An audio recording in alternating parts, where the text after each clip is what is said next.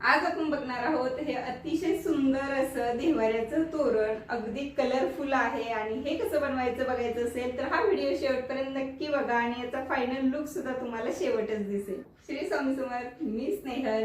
Welcome to free loving art. छोट्याशा तोरणासाठी measurement सुद्धा अगदी छोटे छोटे आहेत. तर मी हे अस्तर घेतलेलं आहे, फोल्ड करून घेतलेलं आहे. उंची घ्यायची आहे 4.5 इंच, रुंदी घ्यायची आहे 1.5 इंच. फोल्ड केलेला आहे त्यामुळे तर रुंदीला मी 1.5 इंच घेते. तुमचा देव्हारा जर रुंदीला जास्त असेल, तुम्हाला तोरण मोठं पाहिजे असेल तर यामध्ये थोडेसे चेंजेस करू शकता. एका साईडहून 2 इंचावरती मी एक मार्क करून घेतला आहे आणि तिथून आपण पानाचा आकार देऊन घ्यायचा आहे. अगदी सोपं आहे आणि पानांच्या आकारातलं तोरण खरंच खूप सुंदर दिसतं, त्यामुळे मी पानाचा आकार देते. आता हे कट करून घ्यायचं आहे आणि तुम्हाला किती तोरणासाठी या पाकळ्या पानं पाहिजे आहेत हे तुम्ही तुमच्या मेजरमेंटनुसार ठरवू शकता. तर माझा देव्हारा छोटा आहे, 18 इंचाचं मी हे तोरण बनवणार आहे, तर त्यासाठी मी 5 या पाकळ्या तयार केल्यात. आता पहिल्यांदा अस्तर ठेवायचं आहे, त्यावरती खणचं कापड किंवा तुमच्याकडे जे कापड असेल ते, त्याच्यावरती कॅनव्हास आणि मी ते ड्रॉ करून दाखवते त्या पद्धतीने तुम्ही शिलाई देऊन घ्यायची आहे. अगदी सोपी पद्धत आहे. प्रत्येक तोरणामध्ये मी तुम्हाला हे सांगतच असते आणि कॅनव्हास लावल्यामुळे अगदी सुंदर असं फिनिशिंग येतं. कारण मी खूप जणींचे पाहिले आहेत की त्या कॅनव्हास लावत नाहीत, त्यामुळे त्याचं फिनिशिंग छान दिसत नाही.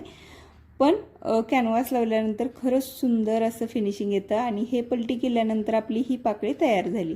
अशाच मी 5 पाकळ्या कलरफुल अशा तयार करून घेतल्यात. आता वरची जी पट्टी आपल्याला काटायची पाहिजे ती मी 19 इंचाची घेते, कारण माझा 18 इंचाचा देव्हारा आहे, त्यासाठी 19 इंच घेतली. आणि सेम मी अस्तरची पट्टी घेतलेली आहे, जेवढा काट आहे तेवढीच पट्टी त्याचा 2 इंच मध्ये घ्यायचा आहे, म्हणजे आपल्याला पाकळ्या जोडताना अगदी सोपं जाईल. आता मध्यवर्ती पहिल्यांदा मधली जी पाकळी पाहिजे ती ठेवायची आणि साईडला मी 1-1 इंचाचं अंतर ठेवून मी या 2-2 पाकळ्या दोन्ही साईडला लावून घेतल्यात. आता तुम्हाला जर अजून जास्त पाकळ्या पाहिजे असतील तर अजून एखादी पाकळी वाढवू शकता तुम्ही. तर मी 5 पाकळ्या लावलेल्या आहेत आणि त्यावरती काठ ठेवायचा आहे. सरळ बाजू आतमध्ये घालायची काठाची आणि उलटी बाजू वरती घ्यायची आहे आणि वरून एक शिलाई देऊन घ्यायची आहे. शिलाई देताना आपल्या सगळ्या पाकळ्या आहेत ह्या व्यवस्थित स्टिच झाल्यात का हे चेक करायचं आहे.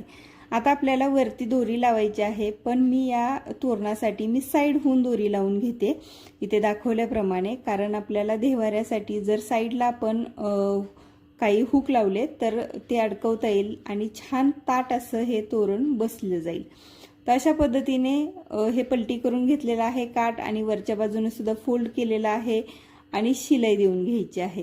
किती सुंदर हे तोरण दिसतंय तुम्ही बघू शकता. म्हणजे अगदीच सिंपल आहे, त्यामध्ये काही मी डेकोरेशन केलेलं नाहीये, तोपर्यंत सुद्धा किती सुंदर दिसते.